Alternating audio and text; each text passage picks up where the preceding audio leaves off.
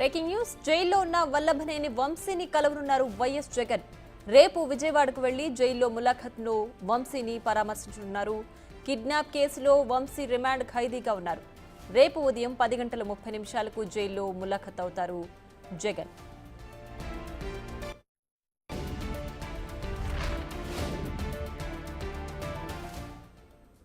అంటే మరింత సమాచారం మా ప్రతినిధి శివ అందిస్తారు. Shiva, over to you.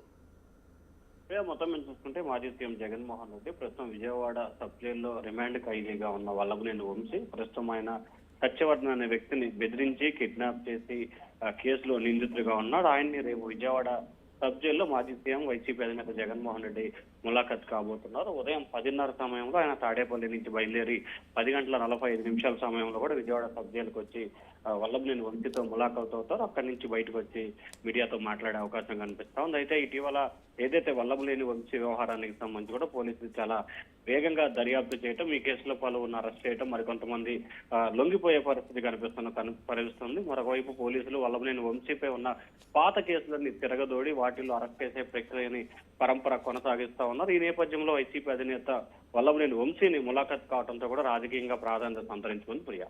Right Shiva, అయితే ఇప్పటికే వంశీ బెయిల్ పిటిషన్ దాఖలు చేశారు కదా, సో ఈ నేపథ్యంలో రేపు జగన్ ములాఖత్కు సంబంధించి ప్రాధాన్యత సంతరించుకుందని చెప్పొచ్చా? జగన్ దీనికి సంబంధించి ఏమైనా వ్యాఖ్యలు చేసే అవకాశం ఉందా?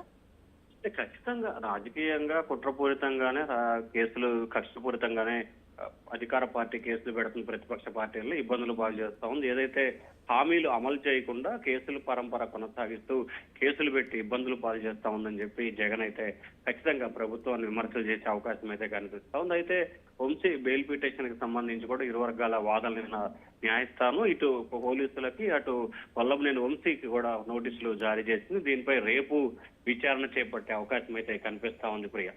Right Shiva, thanks for the updates.